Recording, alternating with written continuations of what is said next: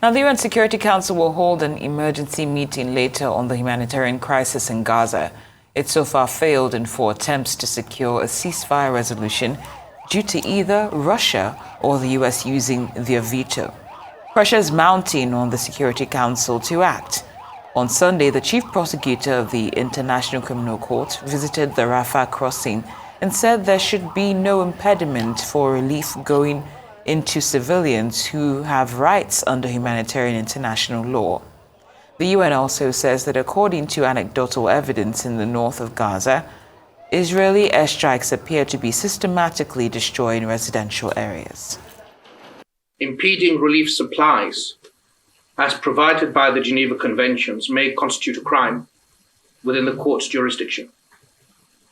And I want to underline clearly to Israel that there must be discernible efforts without further delay to make sure civilians receive basic food, medicine, anesthetics, morphine. We hear reports of operations taking place without these basic medicines, as if we're in the Middle Ages. Civilians must receive basic food and water and the desperately needed medical supplies. And this morning I saw trucks full of goods, full of humanitarian assistance, stuck where nobody needs them.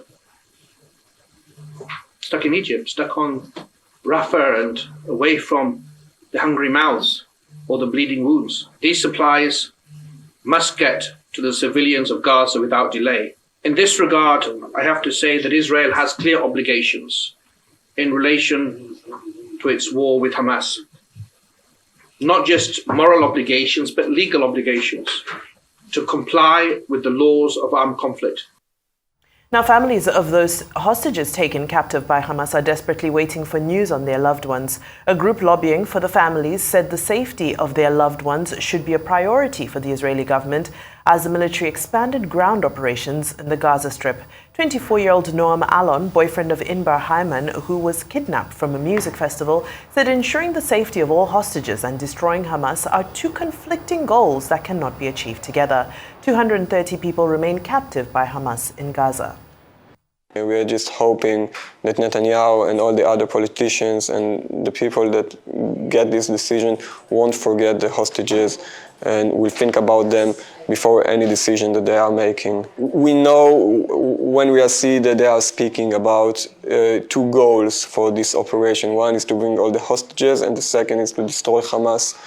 And as her boyfriend, I truly afraid that these 2 goals is like in conflict with each other. They cannot achieve together. I think that first the hostages should be free if it's by a deal to release all the Palestinian prisoners and to get all the hostages alive and safe. I ask the authorities here and all the international community to keep pushing and to keep doing whatever they can. We need those people back home. My grandmother doesn't have the time to wait. She needs to be back home now. She's ill and she needs medication and she needs medical care. And we need to do everything now, today, to bring her back.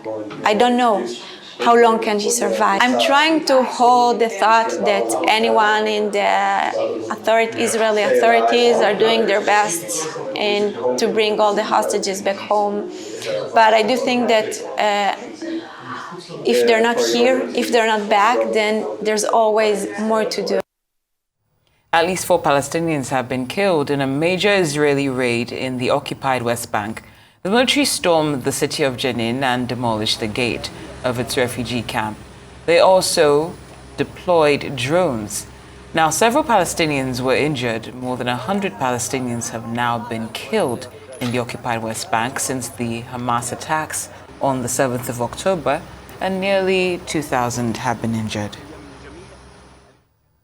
Now, elsewhere, the authorities in the Russian Republic of Dagestan say 60 people have been detained after hundreds of anti-Israel protesters stormed an airport in the Muslim-majority region. Angry after a flight from Tel Aviv was due to land there, the pro-Palestinian protesters ran through the terminal building in search of Israelis. Some carried Palestinian flags or anti-Israeli placards. They chanted anti-Semitic slogans. On Saturday, in another Dagestani town, there were protests outside a hotel after rumors spread that refugees from Israel were staying there.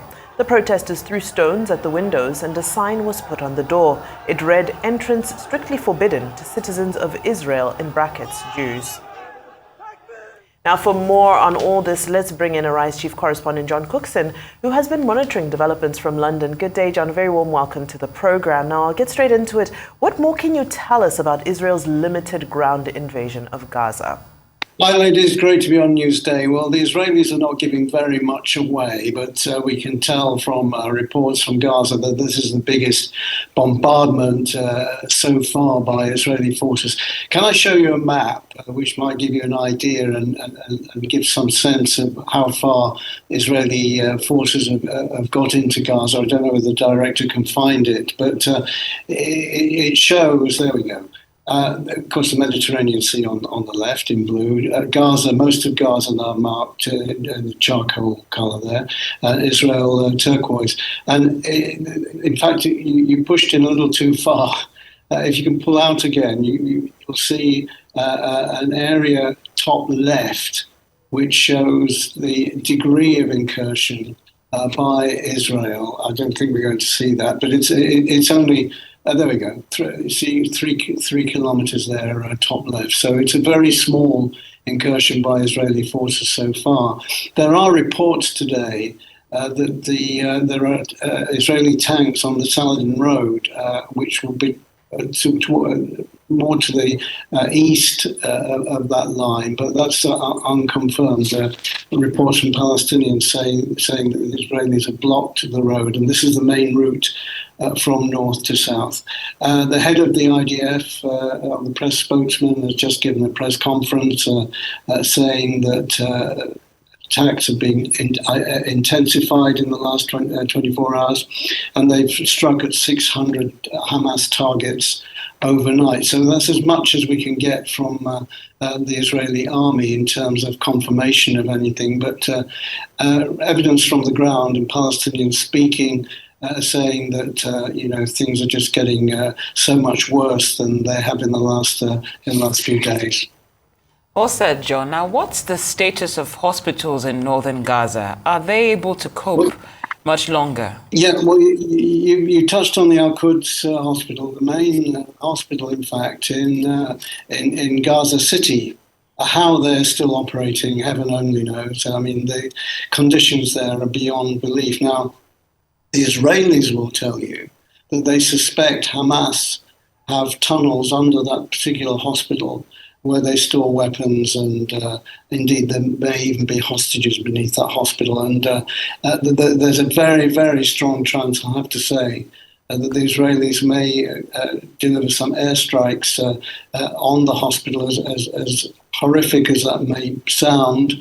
Doctors saying they can't move patients because many are in intensive care and they'll die if they're moved. I hope it doesn't happen, but Israel is threatening indirectly to deliver airstrikes on the hospital.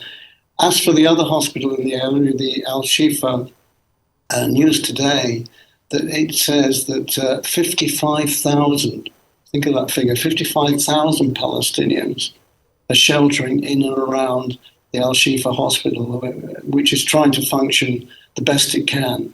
So the situation is very, very desperate for hospitals. Some slight good news, supplies are still getting in. 30 trucks passed from Egypt through the Rafah crossing into Gaza yesterday with medical supplies for those hospitals, although it's one heck of a trek from Rafah up to the north of Gaza. So hopefully those supplies will get through. Normally 500 trucks a day, just to give you an idea. So 30 trucks a day just barely scratches the surface. Right, and John, just to take us back to those airstrikes, Western nations like the UK are calling for a pause in airstrikes by Israel. Now, how likely is that, especially given the scenario you just painted? I don't think likely at all. Look, Western nations like the US and the UK have been calling for a pause for days now, weeks in fact, and it hasn't happened. The Israelis are just ignoring these calls by Western nations. James Cleverly, the British Foreign Secretary, has again made a call on Israel for a humanitarian ceasefire so more aid can get in. Brits are liaising with the Egyptians at the moment to try to get more trucks through into Gaza.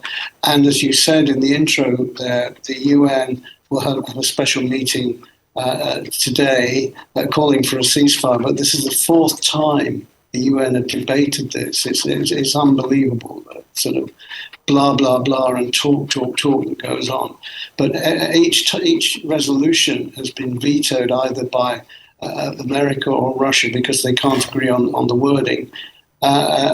You sort of lose faith in the UN after a while, that they can't agree something as vital as this, as a ceasefire to allow humanitarian aid in. However, they're going to have another go today, but whether Israel will agree with it and let more aid in is another question altogether. Well, John, what more can you tell us about the incident at the Dagestan airport when protesters stormed a plane that had just landed? Yes, at Makashkala airport, the main, the capital of Dagestan. Dagestan, a Russian republic, mainly Muslim, 3 million people live there. There are 400 Jewish families still left in Dagestan. There used to be many more centuries and centuries ago, but they were driven out by ethnic Russians.